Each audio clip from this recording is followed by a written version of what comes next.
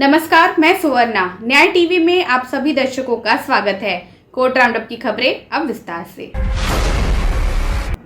Supreme court ने मंगलवार को Bombay high court Aurangabad bench के उस विचार को खारिज कर दिया कि सिविल सेवा परीक्षा नियम 2020 संघ लोक सेवा आयोग को उस उम्मीदवार से व्यवहार करने के लिए शक्ति देता है जिसने असाधारण परिस्थितियों में सिविल सेवा परीक्षा में बैठने के लिए कट ऑफ तिथि के बाद डिग्री प्रमाण पत्र जमा किया था।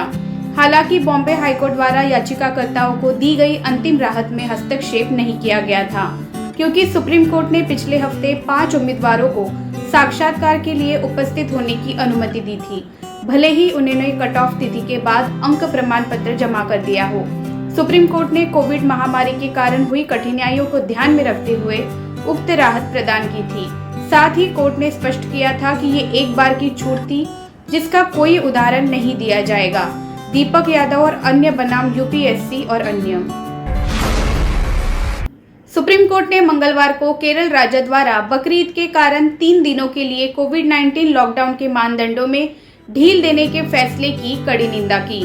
न्यायालय ने 19 जुलाई को बिना किसी प्रतिबंध के श्रेणी डी के रूप में चिन्हित क्षेत्रों में सभी दुकानों को खोलने की अनुमति देने के राज्य के फैसले पर अत्यधिक आलोचनात्मक दृष्टिकोण लिया, जहां कोविड संक्रमण दर 15% से ऊपर पॉजिटिव रेट के साथ चरम पर है। सुप्रीम कोर्ट ने मंगलवार को मणिपुर के राजनीतिक कार्यकर्ता एरेंड्रो लिचोम्बम द्वारा की गई प्रार्थना पर नोटिस जारी किया, जिसमें उस फेसबुक पोस्ट पर कड़े राष्ट्रीय सुरक्षा अधिनियम के तहत उनके द्वारा काटी गई अवैध हिरासत के लिए मुआवजे की मांग की गई थी, जिसमें कहा गया था कि गोबर या गोमूत्र से कोविड का इलाज नहीं होगा। न्यायमूर्ति DY चंद्रचूड़ और न्यायमूर्ति MR शाह की पीठ ने प्रतिवादियों को मुआवजे के मुद्दे पर अपना जवाब दाखिल करने के लिए 2 सप्ताह का समय दिया। राज्यों द्वारा उचित मंजूरी के साथ बेहतर अस्पताल और कोविड देखभाल केंद्र प्रदान करने की आवश्यकता पर जोर देते हुए सुप्रीम कोर्ट ने सोमवार को कहा कि अस्पताल अब एक बड़ा उद्योग बन गए हैं, मानव संकट पर जीवित रहते हैं और नागरिकों की कीमत पर उनका बचाव नहीं किया जा सकता जिनकी वो सेवा के लिए है। न्यायमूर्ति चंद्रचूड़ ने कहा कि अब जो हुआ है उसका सामना करते हैं। अस्पताल एक बड़ा उद्योग बन गया है। जिस तरह रियल एस्टेट नीचे चला गया है, अस्पताल मानव संकट पर जीवित रहते हैं। ये एक बड़ा उद्योग बन गया है। हम उन नागरिकों की कीमत पर उनका बचाव नहीं कर सकते हैं जिनकी वे सेवा करने के लिए हैं।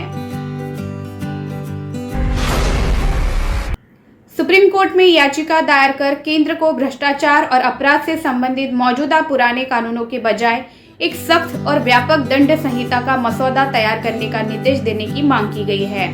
याचिका में 161 साल पुराने औपनिवेशिक भारतीय दंड संहिता 1860 को बदलने की मांग की गई है।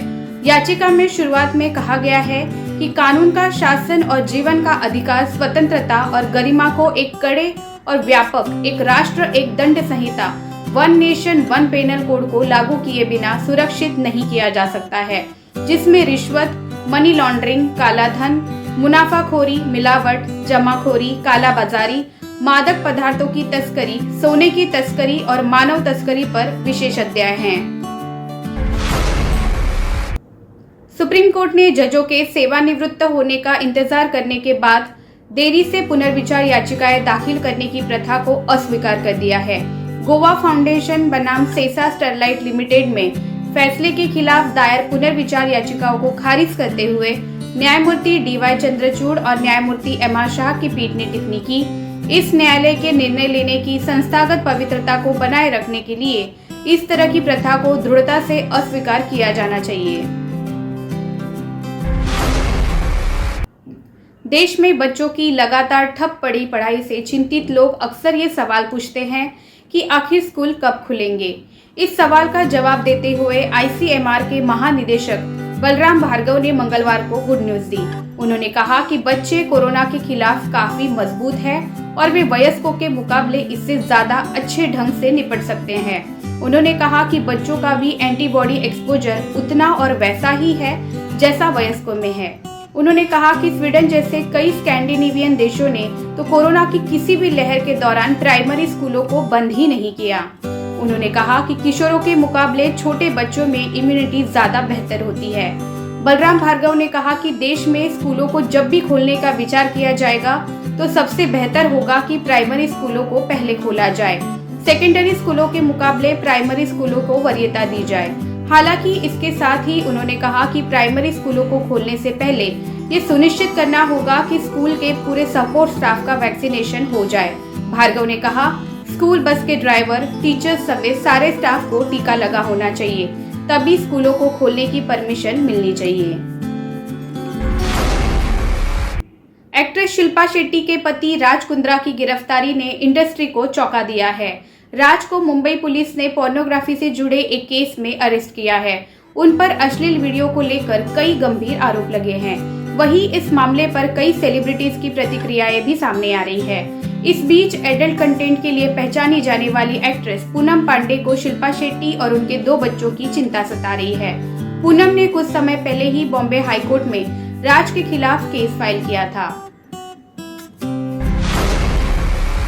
राज की गिरफ्तारी के बाद पूनम ने एक इंटरव्यू में बात करते हुए कहा, इस वक्त मुझे शिल्पा शेट्टी और उनके बच्चों के बारे में सोचकर दुख हो रहा है। मैं सोच भी नहीं सकती कि वो लोग किन हालातों से गुजर रहे होंगे, इसलिए मैं इस मौके को अपने बारे में बात करने के लिए इस्तेमाल नहीं करना चाहती हूँ।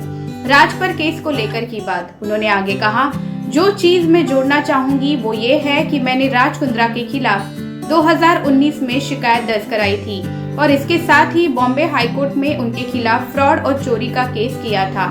इस मामले पर जांच चल रही है, इसलिए मैं अपने बयानों पर लगाम लगाना पसंद करूंगी। मुझे पुलिस और न्यायपालिका पर पूरा भरोसा है। क्या था मामला? अपने एडल्ट कंटेंट को लेकर अक्सर सुर्खियों में रहने वाली एक्ट्रेस पूनम पांडे ने कुछ समय पहले शिल्पा शेट्टी के पति राज कुंद्रा और उनके सहयोगियों पर बॉम्बे हाईकोर्ट में केस दर्ज कराया था। पूनम का कहना था कि राज और सहयोग की कंपनी आर्म्स प्राइम मीडिया में उन्होंने एक कॉन्ट्रैक्ट साइन किया था और वो लोग उनका ऐप देख रहे थे। पूनम का आरोप था कि कॉन्ट्रैक्ट खत्म होने के बाद भी कंपनी गैर कानूनी तरीके से उनका कंटेंट लेकर इस्तेमाल कर रही है। फिलहाल बस इतना ही।